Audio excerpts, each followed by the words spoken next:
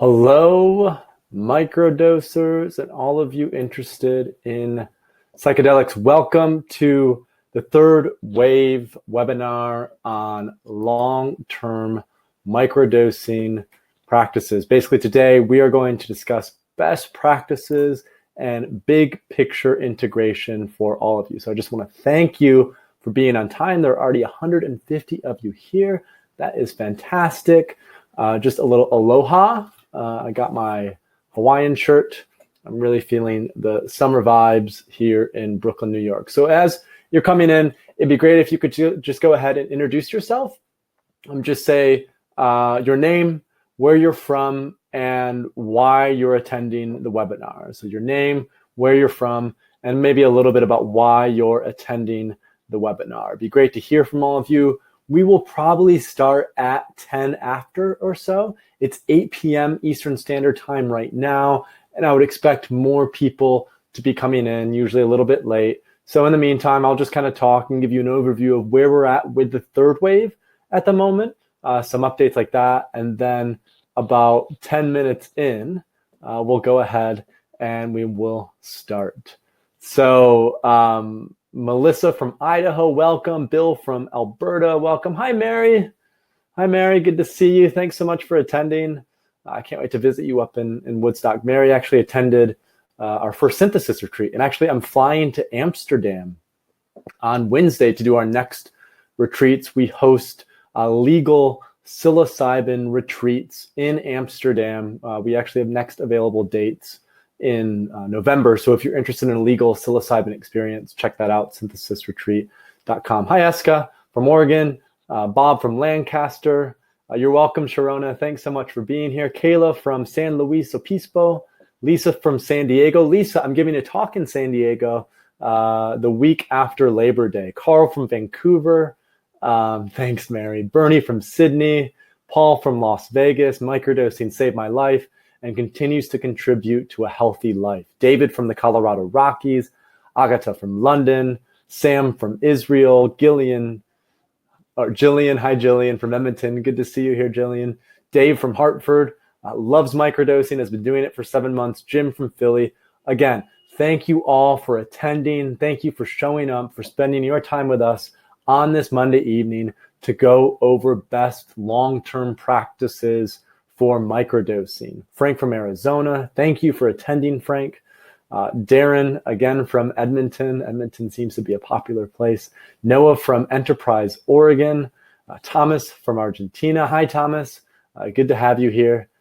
Christine from Doylestown, Pennsylvania. Lisa from Michigan, where I'm from. I actually grew up in Grand Rapids, Michigan, went to school in Holland, Michigan, but now I live in Brooklyn, New York. So again, I want to thank you all for attending. Garrett from San Francisco, Carl from Vancouver. Again, thank you so much. Oh, Lisa, you're from Grand Rapids as well. Cool. I grew up in Granville, which is just outside of Grand Rapids. Brad from Puerto Rico, Walter from Los Angeles. We have a couple hundred people in now, so I think more people will continue to roll in. I'm just going to please ask for a little bit of patience. This would be a good time to maybe get some water or just take a few minutes if you need some. Say hi to some of the other people in the chat room. We'll go for about an hour or so today, and that includes the Q&A. And so we should be done by about 9 p.m. Eastern Standard Time. I will talk and teach for probably, I would say, 35 to 40 minutes. That's about the extent of what I have the energy for, and then we'll have questions for 10 or 15 minutes. Now at the end, just so that all of you know and that we're being upfront, at the end of the webinar, you'll have an opportunity to get access to our microdosing course for a discount. I'm sure some of you are already in the microdosing course, but you will be able to get access to that at the end if that's something that you're interested in doing, and that will just go into deeper detail about a lot of the topics that we're discussing today. So again, just 5 minutes quick. I want to give you a brief overview of where we're at with the third wave, and that way you all have a kind of a larger vision of some of the projects that we're working on. So the first big announcement, which I've mentioned a little bit before, and it's kind of been back and forth, is we are going the nonprofit route to become a 501c3 nonprofit with a focus on increasing psychedelic literacy. So really, with Michael Pollan's recent book publication, there's been a tremendous interest in psychedelics culturally. And one of the biggest concerns is how do we build a cultural infrastructure, both through microdosing and with higher doses of psychedelics, to support the big push in interest. Now, it'd be great. How many of you could just say yes or no, how many of you read Michael Pollan's book, or more importantly, you became interested in microdosing or psychedelics because of Michael Pollan's book? Just say me, or no, I didn't, or me. I would love to just get a sense for that. Garrett says yes. Jeff says yes. Joe says no. Daniel says yes. Alex says yes, read it. No. Okay, that's great. So we have, it looks like, a really good mix of people. Some of you might be fairly new to psychedelics because of Michael Pollan's book, and some of you maybe have been involved in this for a long time. My hope is that by the end of this webinar, you'll at least have a better sense for how you can integrate it into your ongoing practice for basically optimal wellness. And that's not just physical wellness, but that's a wellness of the self.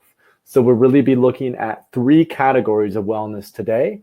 We'll be looking at physical wellness, emotional wellness, and then spiritual wellness. And that's more or less the trajectory that we'll dig through in talking about long-term practices for microdosing. Like I said, we're going to wait about 3 more minutes just to make sure that everyone has a chance to come in.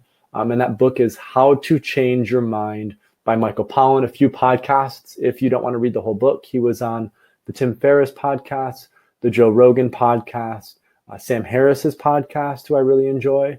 He was also on NPR, which was a fantastic interview. And there's a number of other media sources as well that you can access. It was a fantastic book, and all of us in the psychedelic space are very grateful for the fact that a well-known, well-respected scientific journalist, really made the move to write about psychedelics. Peter asks, why is it a great book? It really gives an entire context and perspective of why psychedelics are now becoming tools and medicines for various utilities, and really the most comprehensive overview of where psychedelics stand so far. So again, just about 1 more minute and we'll get started. So kind of back to what I was talking about earlier, where we're moving with the third wave.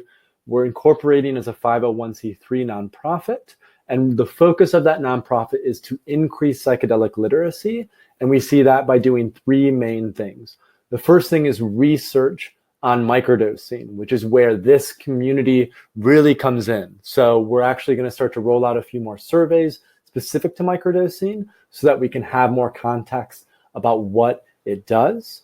So that's the first thing. The second thing is community building, which is really important. So I actually did a workshop in New York about a month ago, and there's just a really deep hunger for in-person community. So we're starting a third wave community in New York City, and then I will be giving talks in San Diego and Los Angeles in September.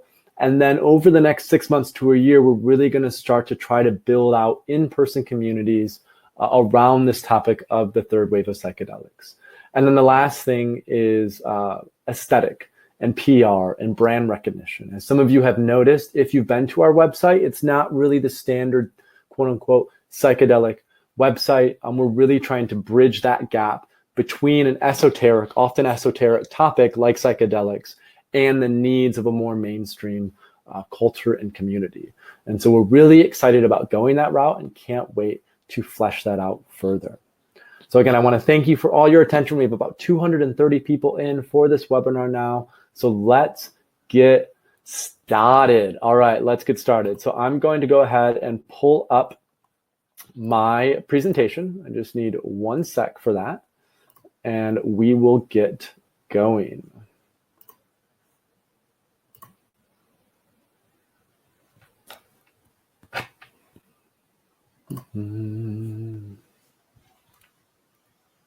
One sec.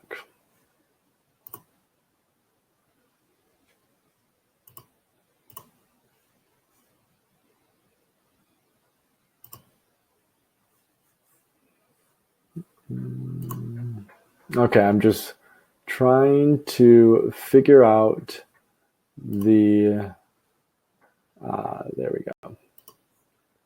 Got it. No.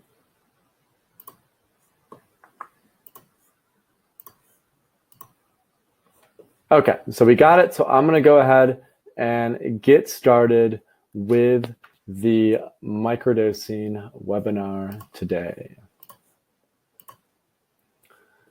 Can we all see this okay? We have this. You can see me in the lower picture. I don't have that many slides today. I'm really just going to speak mostly off the top of my head from various questions that we've been prompted with. And then we will kind of have time for Q&A at the end. So the focus of today's webinar is long-term microdosing, best practices, and big picture integration. My name is Paul Austin. I'm the founder of The Third Wave, which is a website that focuses on psychedelic literacy and education. And in today's webinar, by the end, you're going to have a context for, first of all, when is microdosing appropriate? Second of all, how long do I microdose for? And third of all, what comes after microdosing? And then some of the questions that we're going to discuss, which were outlined in one of the emails that we send out, were if microdosing works for me, does that mean I have to do it forever? How long do most people microdose for? Do I have to stick to the Fadiman protocol? What about long-term health risks? I really like microdosing. Why would I take a break? Is it habit forming? I macrodose a few times a year. How do I integrate microdosing and macrodosing? And then how can I maximize the benefits of my protocol on a long-term basis? Okay, so let's just go over those questions again. If microdosing works for me, does that mean I have to do it forever? How long do most people do it for? Do I have to stick to the Fadiman protocol? Long-term health risks? I really like microdosing. Why would I take a break? Is it habit forming? I macrodose a few times a year. How do I integrate microdosing and macrodosing? And how can I maximize the benefits of my protocol on a long-term basis? And we'll return to those questions throughout the webinar. Those are just good to have at the top of your head as we go through this. Okay, so the first thing that I want to emphasize, and that if you leave this webinar with any one specific piece of information, it's that microdosing is not a magic pill. Okay, microdosing is not a magic pill.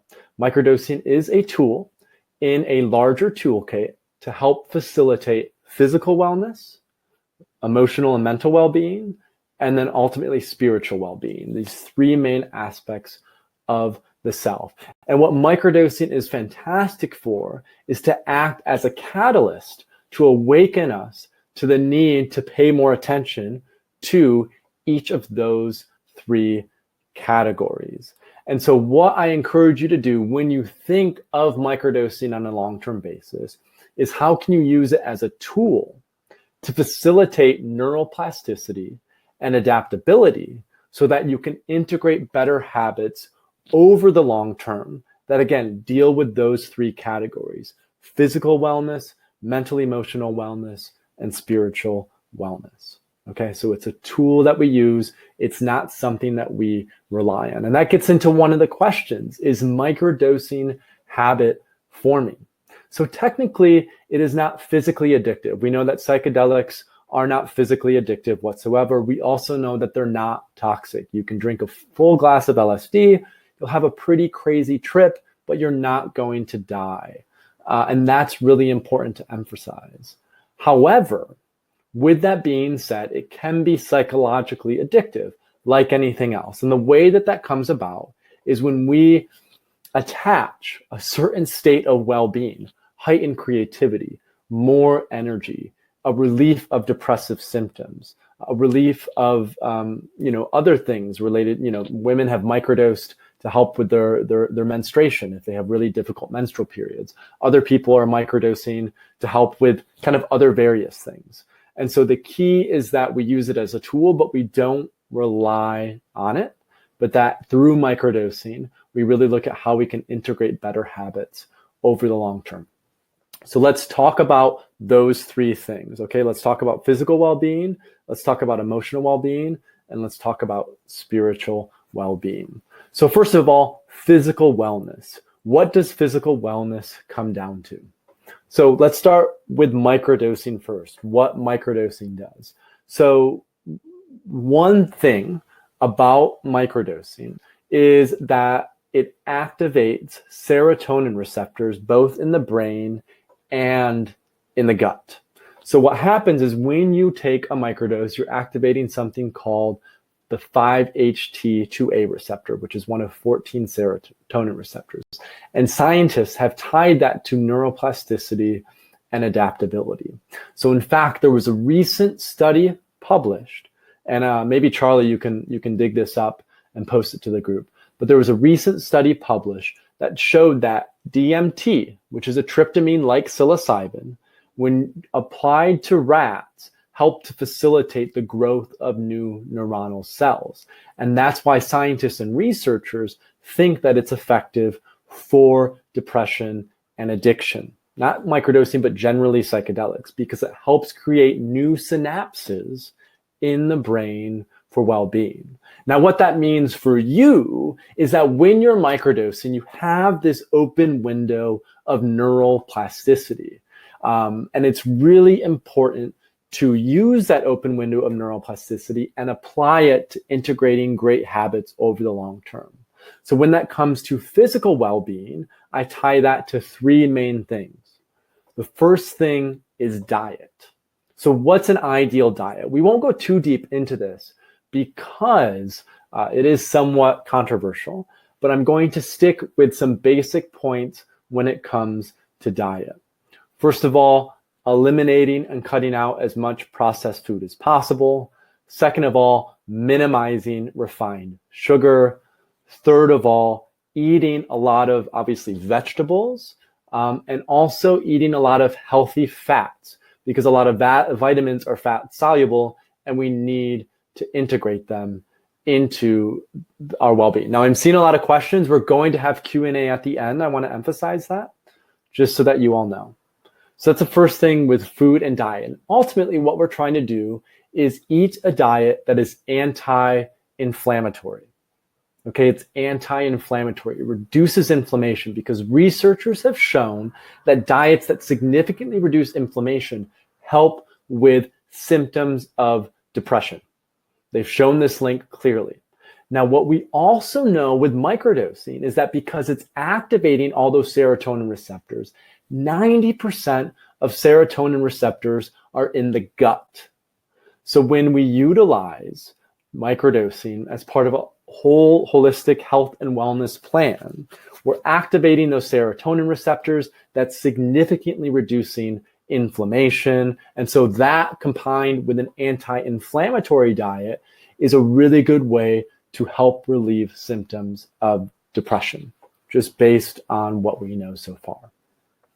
Then exercise, right? Another thing that microdosing does when it's consumed is it increases something called BDNF, which is basically the ability for, I'm not super familiar with it, but it's basically your ability for your brain to, facilitate neuronal plasticity. This is what the increased growth of BDNF does. So we know that high intensity interval training, like metabolic training or really intense physical training, can again increase BDNF. It also has a significant anti-inflammatory effect, just like microdosing can do. And the third key is sleep, right? Sleep is really, really important. So if you're not getting 7 to 8 hours of rested sleep per night, then we encourage you, to be careful about microdosing LSD, because microdosing LSD lasts for about 12 hours, whereas microdosing psilocybin lasts for about 6 hours. So those who have insomnia or struggle with anxiety, LSD tends to heighten that. So if you need to get better sleep, be careful of microdosing LSD.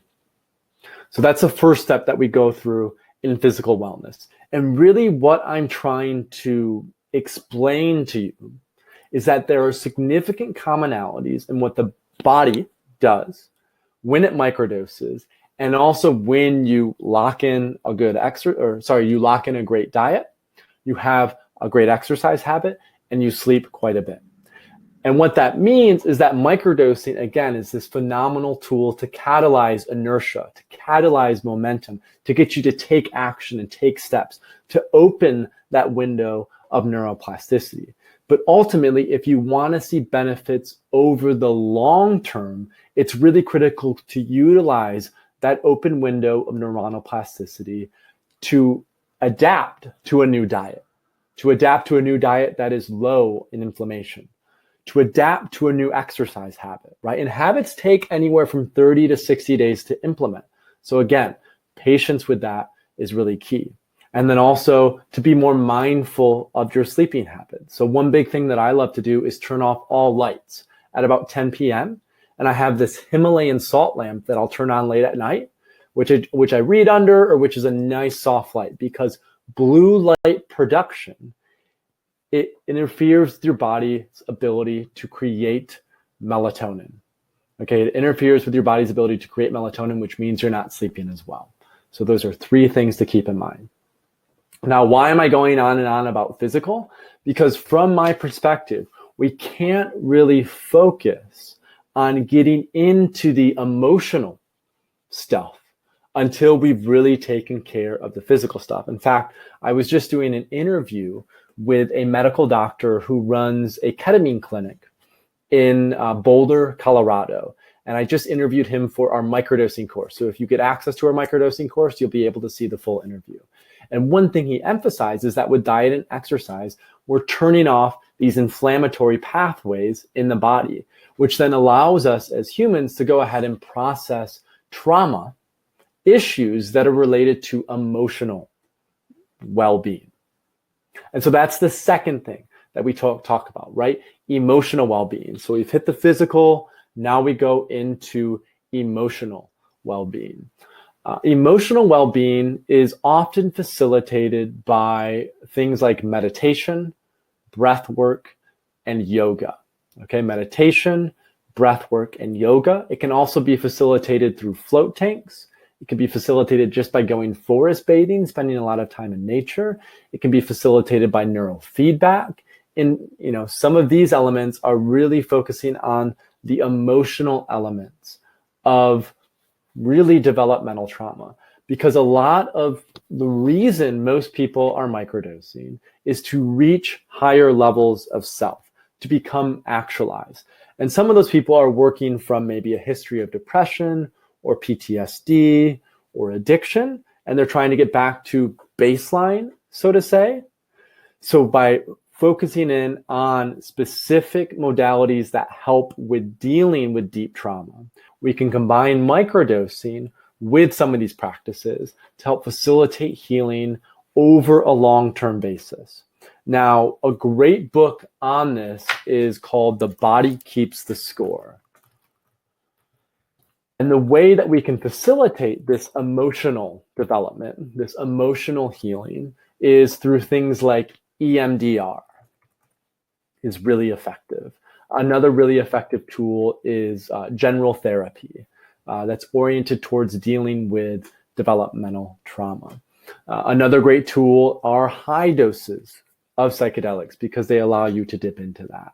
And so a lot of these involve working with someone in a one-on-one capacity or group capacity to help facilitate the process of healing. But what I'm really interested in, what we focus on mostly in the microdosing course, is how you can combine something like meditation, breathwork, and yoga with microdosing. Now, some of you probably noticed, and I'm actually just going to do a quick poll right now, just so that we can have a little bit more engagement, so I'm just not talking at you the whole time. I'm curious how many of you have tried microdosing before? So have you tried microdosing before? Just click yes or no.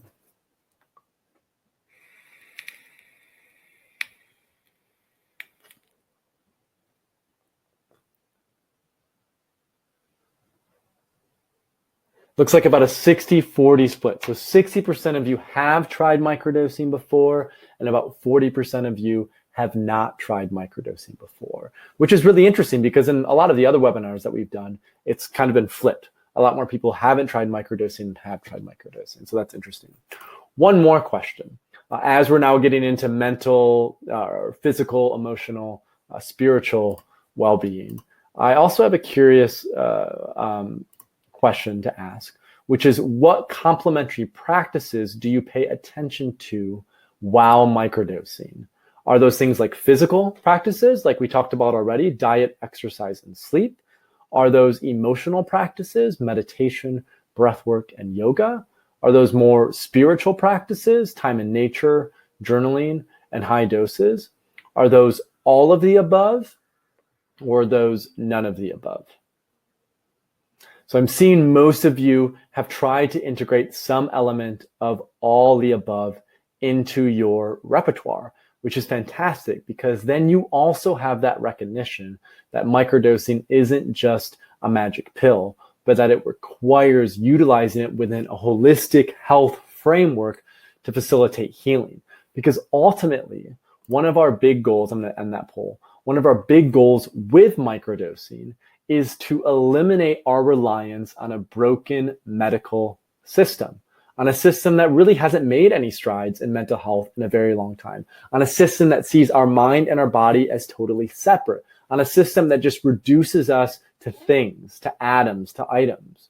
What we are, we're a self, we're a person, we're a human being within a larger community of other human beings. And all of these elements are critical to facilitate well-being because many of the, for example, clinical conditions that people struggle with and why they start microdosing is because of a sense of deep disconnection and alienation from not only themselves, but also their larger community. And so first healing the self and starting there allows us to really bring our gifts to the world in a productive, meaningful way. Okay, so the second thing that I mentioned is going to be emotional well-being, right? Meditation, breathwork, yoga. So how might that play out in, for example, a microdosing protocol? Let's say you want to start microdosing or you've already started microdosing and you don't have a meditation habit already. It's really critical then that as you begin to microdose, that you start a meditation habit, maybe 5 to 10 minutes a day. And the point is to try to do that for between 30 and 60 days so you integrate that as a long-term habit. And that way you're not dependent on microdosing for a state of presence. Because ultimately what we're trying to do with microdosing and addressing some of these emotional issues is to be completely present in the here and now, to not be focused on the past, to not be worried about the future, but to be as present as possible. This was the big thing that microdosing helped me with. And this is also something that Michael Pollan spoke extensively about in his book on psychedelics, was this thing called the default mode network.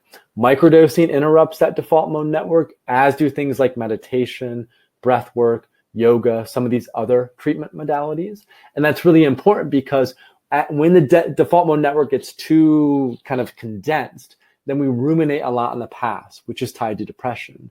Or we just focus on the future, which is tied to anxiety. So by interrupting that and bringing some air, some breath into that, that helps us to facilitate presence in the here and now.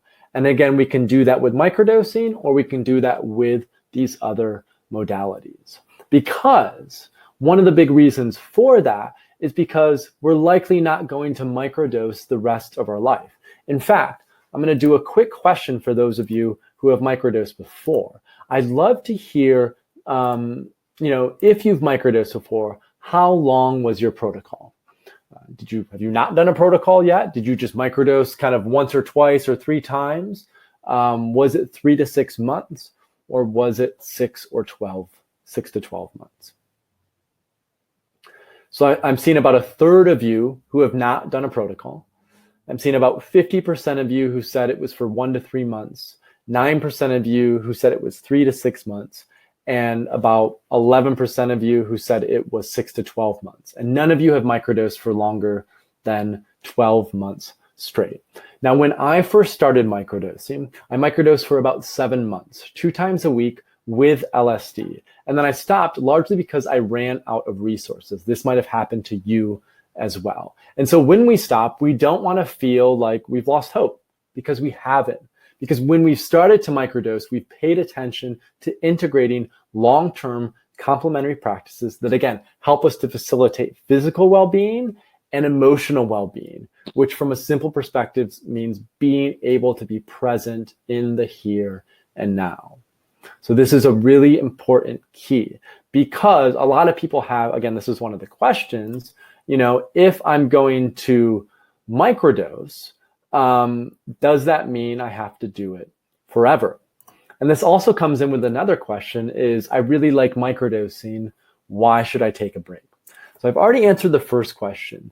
If you're going to start microdosing, ideally, again, it's not a magic pill. We're not trying to recreate the pharmaceutical model with psychedelics. We're trying to use microdosing as a tool to catalyze inertia, momentum, autonomy, ownership, really saying, okay, I can do this. I'm not a victim of my situation, but that I can rise up and really take control over what's going on in my life, right? That's a really important key. And then again, integrating these other elements of well-being, physical, mental, emotional, and spiritual on a long-term basis. And then the other question, of course, is I really like microdosing. And some of you may have been in this situation before. I really like microdosing. Why should I take a break? And that's a great question, because if it's going well, if you're noticing only, continuous incremental improvements, then there's almost like a mentality of, oh, I'll just keep doing this and I'll keep going up and up and up. So while that can happen, there are a few things to be aware of. And obviously, I'm not here to tell you whether you should microdose the rest of your life or whether you should just microdose for a month. I think that's a decision that a lot of you need to make potentially with a doctor, but also ultimately with yourself and what you're comfortable with. So first, it's important to pay attention to the subjective effects of microdosing. Do you feel great? Do you have energy levels? Are you rested? Are you eating healthy? Is it contributing to your overall well-being? Okay, is it contributing to your overall well-being? I'm going to end the poll. Thanks for mentioning that. I appreciate that. Hold on that. Right, so I went ahead. Sorry, I lost my train of thought because I was fixing that. Oh, I really like microdosing. Why would I take a break? So there are two main reasons. Now I'll go with three main reasons to take a break that you all should be aware of. One is we don't have longitudinal long-term data on the safety and efficacy of microdosing.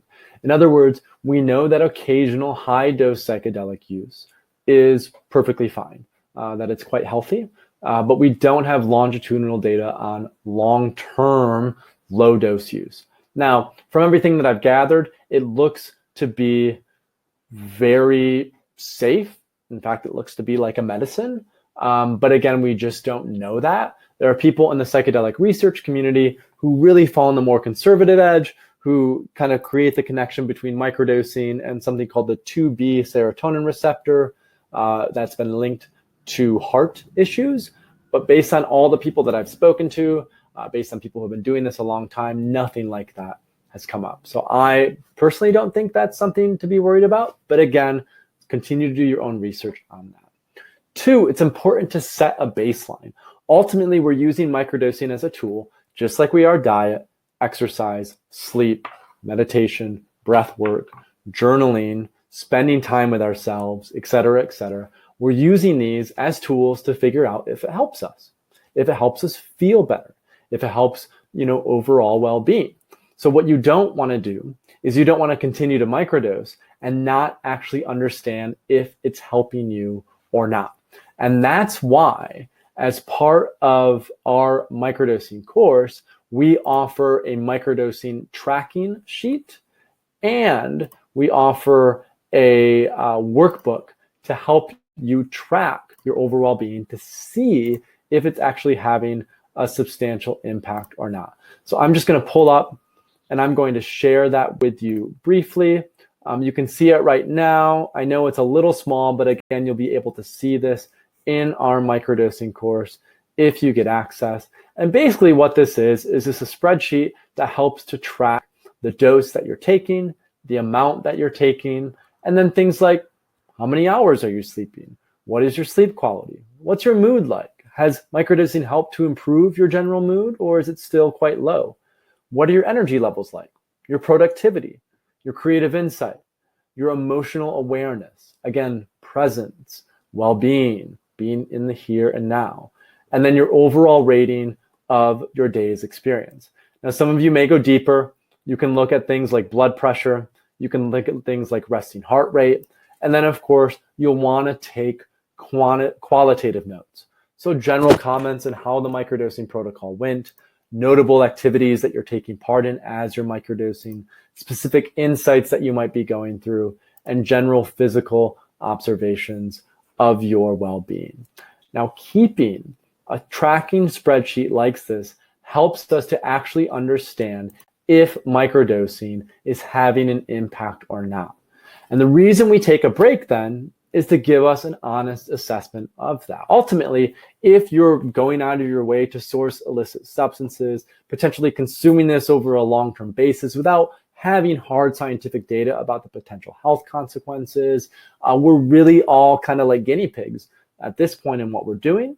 But you want to know if it's actually having a substantial healthy impact, and taking a break, seeing where your baseline goes back to, a week, 2 weeks, a month, maybe 2 months, and then going ahead with it further if you feel like this is something I want to practice and work with on a consistent basis. Now, usually what I have been doing as of late, and I'm changing this because I'm starting a microdosing protocol with a stack that includes psilocybin mushrooms and lion's mane together. And I heard about this on at a talk that Paul Stamets gave at Psychedelic Science in Oakland about 1.5 years ago. So I'm trying that stack. But for the past 2 years or so, I've been just microdosing occasionally. I often microdose instead of drinking alcohol in social situations. It's much healthier. There's no diet, or there's no hangover. And it's just generally a nice thing to kind of help me be extroverted and bubbly. And then I'll often microdose before I give public talks because it helps me to be confident, articulate, things that I really value when I'm microdosing. So those are two ways to think of it. You might take a break and then be like, I'd like to start another protocol. And through that process, you're going to want to cultivate intention. You're going to want to continue to work at journaling, to really ask those deep questions of the self. And this is where the spiritual aspect, I didn't really talk much about the spiritual aspect, but the spiritual aspect is really just getting a deep sense for what is your purpose and meaning. Why are you here? What are you here to do? How can you give your gifts to the world in a way that not only contributes to your well-being, but also contributes to the well-being of our community, of our collective, of our society, right? So doing that deep spiritual work, that might be high doses of psychedelics, that could be a Vipassana retreat, that could be just going and spending a lot of time alone in the woods. It's a chance to really go deep inside you. That could be breath work as well. Go deep inside you to figure out, what are you here to do? And those questions can help facilitate those spiritual insights. So not only have we put together the tracking spreadsheet, which again is great for quantitative measurements, but we also think that qualitative measurements are important as well in terms of journaling and being aware of it. And that's why we put together a microdosing workbook, which again helps walk you through the process of facilitating insight and awareness about your microdosing experience. So the intention of the workbook is to help you in your process of cultivating self-awareness, understanding, and healing. To get the most out of it, please first review all the course materials as thoroughly as possible. And then once you are familiar with the technical aspects of microdosing, take your time to familiarize yourself with the outline of the workbook. Okay, ideally, this resource will enable you to deepen the process of personal growth during your microdosing protocol. So what are some of these elements? Again, this is just the basic information. These are baseline measurements that we have people set. So these are excellent to fill in before you start microdosing, whether it's your first time, whether it's your second time, whether it's your third or fourth time, because it's going to help you to understand what your baseline is at. And this just takes a few minutes to fill out. So it just has a list of questions. I have felt cheerful and in good spirits, active and vigorous. I wake up feeling fresh and rested. It's been easy for me to concentrate on what I'm doing. I have felt capable of affecting change in my life. Again, autonomy, ownership. I have felt self-love and compassion. These, again, are a general thing that we walk through with baseline measurements. If we decide to, again, stop microdosing, we want to start again. And then these are just a few questions, again, digging into that spiritual insight. If you could choose only one thing that you could do better next month, what would it be? What would you like to learn more about in the next month? What habits would you like to improve? What leisurely activities would you like to pursue that are worthwhile and personally meaningful? How could you improve your relationship with your with your partner, parents, and or siblings? And a number of questions, like if you could be able to get in touch with the wisest part of yourself, what would you like it to teach you? So again, these are important questions, qualitative questions, to help to facilitate insight and awareness as you go back to baseline. And that's an important question to ask yourself if you want to start a microdosing protocol again. Reestablish that baseline so that you actually know where you're at and where you want to go. And that, again, should be done through quantitative and also potentially qualitative understanding. So in terms of any other questions, I think I covered most of the questions that we wanted to set out in the beginning. I talked about the long-term health risks. I talked about, and also the health benefits more from our perspective.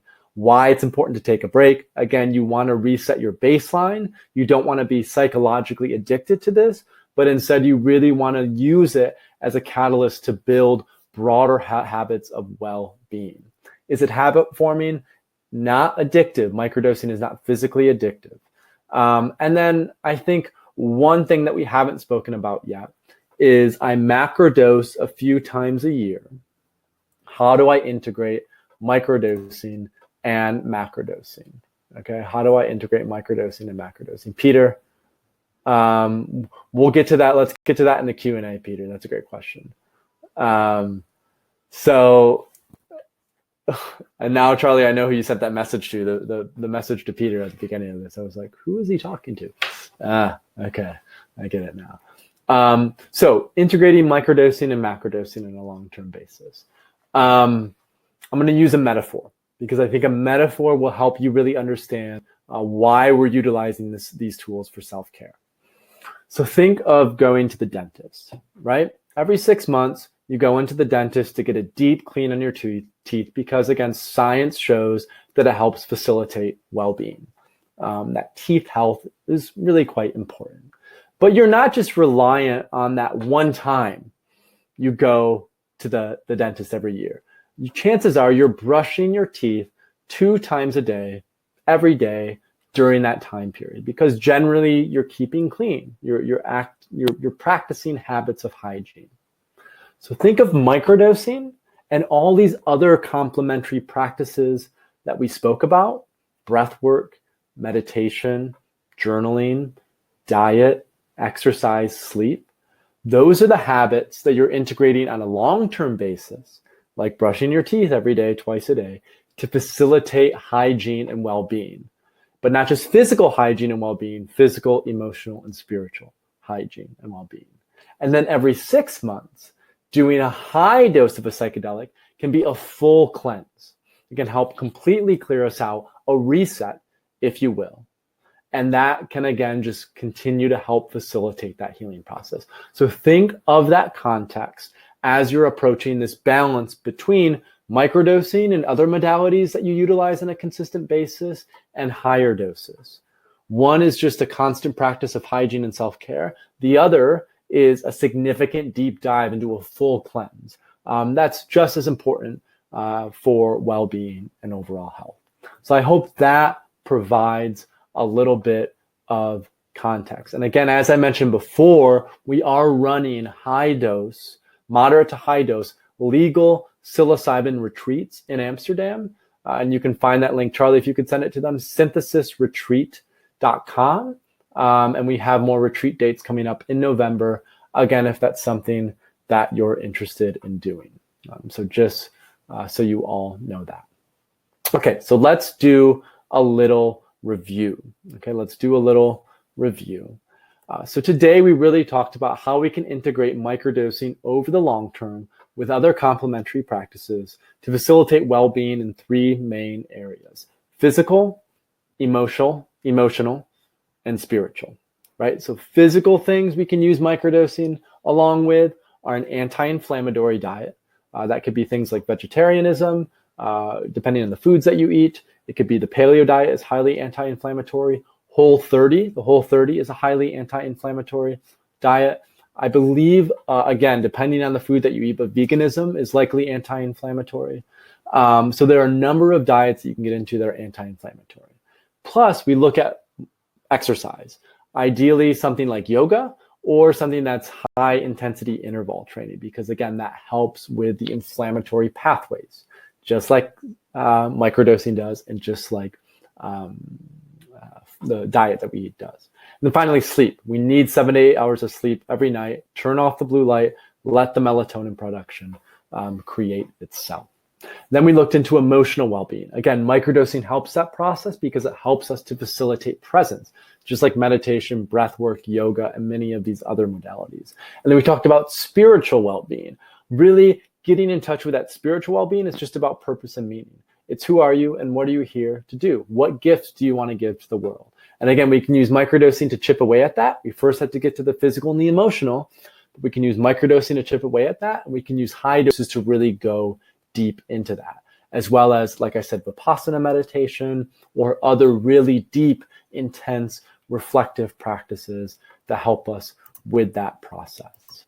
In terms of the Fadiman protocol, 2 times a week for maybe 5 weeks, that's great.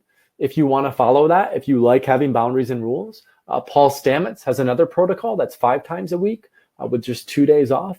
Typically, like I said, when I'm microdosing now, it's just 1 time a week. So I really think this, especially for many of you who have microdosed before, to integrate it, you really want to be intuitive about it and kind of get a sense for how you best work with it to look at how you can integrate it over the long term. We talked about why it's important to take a break. Is it habit forming? And then we also talked about how you can maximize the benefits of your protocol over a long-term basis. One thing that we haven't discussed yet, which I want to get into, is will I still see the benefits of microdosing after I stop microdosing? And the question to that is it depends. Depends on everything that we just spoke about today. If you're using microdosing as a tool to help facilitate new habits, diet, exercise, sleep, meditation, breath work, just overall well-being, and then you stop microdosing, again, you've opened that window of neuroplasticity, so you've been able to integrate these new habits easier, but it still means you have to keep up on these new habits after you stop microdosing if you want to continue to see these states of optimal well-being.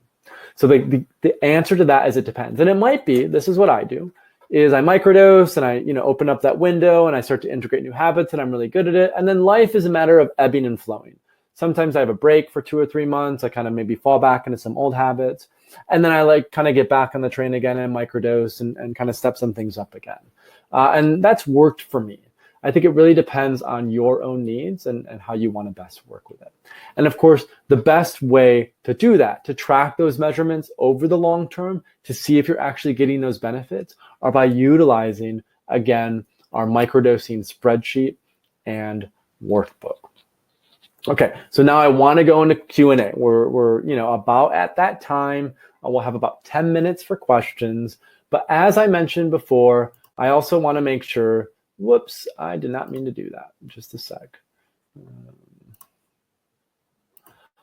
As I mentioned at the beginning of the webinar, we are opening up the microdosing course at a $30 off discount. And basically with the microdosing course, you'll receive a written course curriculum covering everything from the science of microdosing to how to measure and store your dose to best practices for optimizing your experience. There are a number of demonstration videos in terms of how to properly microdose with me. We have expert interviews with people from clinical psychiatry, integrative psychiatry, biohacking, meditation, metaphysics, psychotherapy, a neurologist, and we're continually doing more and more expert interviews. So that will grow over time. And then, like we said, you'll get our microdosing workbook and results tracking template, as we went over earlier, to help guide, mentor, and optimize your day-to-day experience. With this, you'll also get 6 months of free access to our members-only online community. There are about 900 other microdosers in our course at the moment, so that's a great community. And we, of course, offer a 30-day money-back guarantee. Okay, so I'm going to bring that up on the, hold on.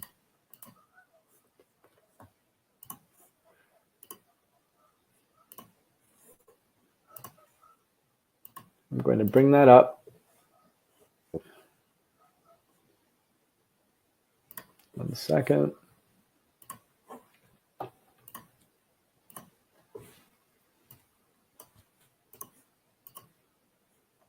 Okay, so here it is. So if you want to get access to our course, that's what you get. It's a $30 off offer. I'm just going to load that up for you. And, you know, one thing that I should emphasize with this as well is we are in the process of becoming a 501c3 nonprofit. So basically just in investing in your own education, you're actively contributing to the Third Wave's mission and the larger psychedelic movement. And as I mentioned at the beginning, that means you're going to help fund research into microdosing, change the cultural conversation around responsible use of psychedelics, and help us avoid advertising to remain 100% community supported. So again, if you have the ability and if you want to optimize your microdosing experience further, we would absolutely love to have you in our microdosing course. We really think it is of tremendous value to those who have been involved in it. However, we, you know, financially, if it's not feasible for you, we totally understand, and obviously love having you here regardless as part of our Third Wave community. I think just even having these webinars online and talking to other people is so important to building this community. So we'll leave that up there. You'll save $30. You'll support the nonprofit and our larger mission of increasing psychedelic literacy all over. So let's get now to questions. So Anne says, can we do $30 at a later time?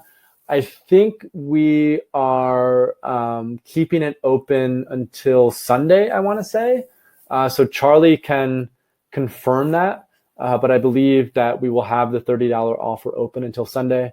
So if you want to wait a little bit, that's perfectly fine.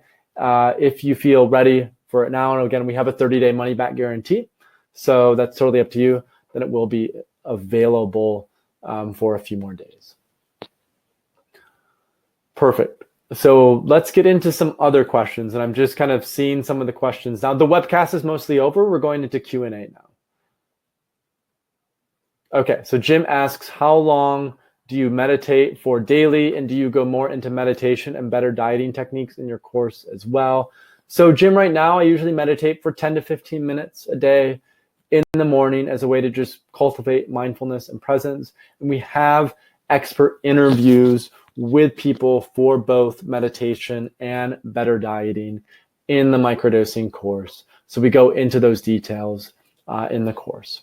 And then that's also, as we mentioned before, you get lifetime access to all of this. So those are resources that we will be consistently updating as time goes along. Emily says, I practice transcendental meditation. Should I use mindfulness? Whatever works best for you. If transcendental meditation is working great, stick with that. Mikkel asks, when you microdose, are you sober? People who take pharma pills are considered sober.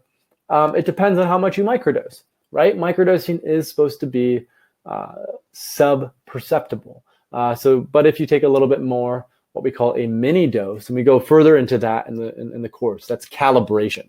Right? How do I calibrate my dose level to what outcome I'd like to facilitate? So in terms of microdosing, are you sober? Let's go with no, but there could be an argument made for yes, you are sober still. Rob asks, is it okay to take an antidepressant while starting microdosing for the first time? Just because I don't have a medical background, I'm not a medical doctor, I won't give you a firm yes or no on that. My response is probably try to talk to a psychiatrist who has a context for psychedelics. I think there will be more and more with Pollan's book. And check out Jim Fadiman's website at microdosingpsychedelics.com. He has a full list of medications on his website that are okay to take while microdosing, so you can cross-reference that to see if it's okay. But again, that's not medical advice. It's just a list that, again, he put together, and we're just emphasizing this. So Jonna says the course is well worth it. Well, thank you. We really appreciate it. Where do you get the medications for microdosing? So I'll give you a bit of legal context. In the United States, it is legal to buy psilocybin spores. You can buy the spores in every state except California, Georgia, and Idaho. However, it is illegal to grow the mushrooms, so that's good to know. It's also possible to purchase 1P LSD from a website in Canada. You can do some digging on that. We won't provide the link, but you can do some digging on that. That is legal to ship in Canada. However, it is illegal to ship in the United States. No cases have been prosecuted yet, but again, it is illegal to ship 1P LSD from Canada to the United States. Donnelly asks, what was the other element you add to the mushrooms? Lion's mane. Okay, lion's mane is the other one. Leroy asks, are you going to get into Ibogaine at some point with the third wave? We have a long form guide on Ibogaine, the thirdwave.co/Ibogaine. That will be useful to see. And we have a few other resources on Ibogaine as well, but that's not something we're extensively doing right now, only because Ibogaine is slightly more risky than other psychedelics. It can cause cardiac arrest. And so we'd rather focus on psychedelics that are just less intense at this point in time, mostly. We still have information on Ibogaine and write about it in our content, but it's just not the focus at the moment. Daniel asks, what research is being conducted regarding microdosing? So we're collaborating on a couple research projects at the Third Wave about is microdosing a placebo or not, about what role can microdosing play in facilitating well-being. And that's really the focus of our research efforts at the Third Wave, is how does microdosing help with autonomy, with ownership, with really feeling like you can take charge and have an impact and effect on your life. What role does microdosing play in that? And then there are other people researching microdosing LSD for creativity. There are people who are researching microdosing for depression at clinical institutions. So there's a lot of research starting to come out about microdosing. Steve says, is the course taken online at a specific time or on one's own schedule? On your own schedule. You get lifetime access, including all future updates, and you can do that when you want. We are going to roll out group classes at some point where we'll coach you basically through the process. But at the moment, we're not offering that. We hope to do that soon.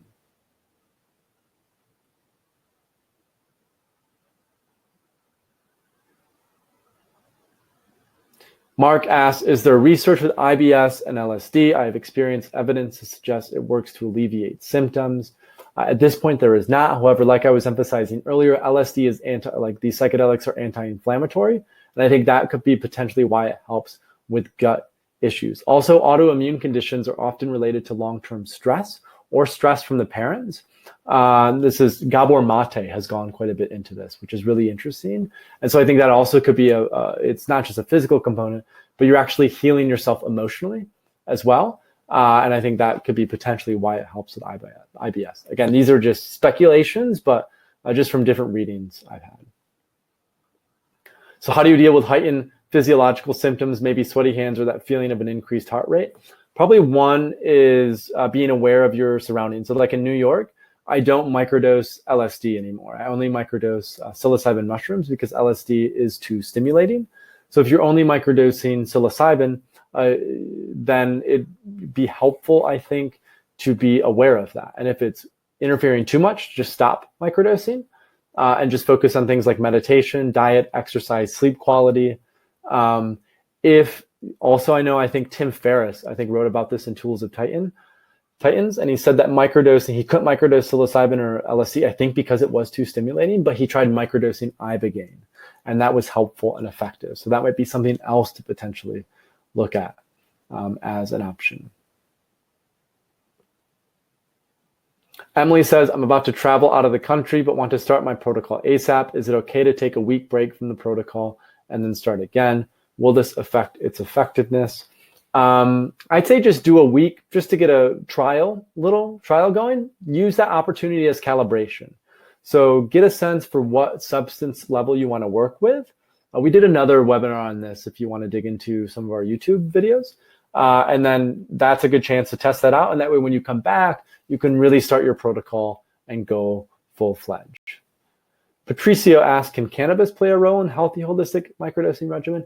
Absolutely. And in fact, we have an extensive cannabis microdosing section in our microdosing course that you will get access to if you join our course, where we go deep into how do we do this, both with edibles and other things. And so that's a really interesting element as well. Carl asks, is there a guide out there anyway that offers stacks for nootropics and microdoses or herbs with microdoses for maximum well-being? This is something we're working on putting together in terms of little supplement packs. For the meantime, I'd probably best to refer you to the podcast interview I did with Matt Cooper, who we kind of went into what things. Off the top of my head, I can recommend ashwagandha, which is an adaptogen, rhodiola, which is an adaptogen, lion's mane. Those are three that I've worked with in combos with microdosing, and they help quite a bit. Okay, so that's about all we have time for. Jim asked, do we cover microdosing DMT? Yes, on the website, there's a long form article about microdosing DMT. Let me see if Luis says, what is the website of the Amsterdam retreat? Again, I'll put this here. It's synthesisretreat.com so that you all have access to that. That's how we're doing, that's where we're doing retreats at the moment.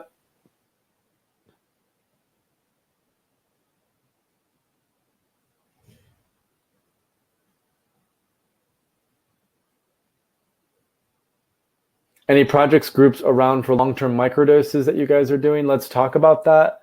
P, we haven't started anything yet, but I think that's an interesting idea in terms of getting people together. So Charlie and I will discuss that and speak about that.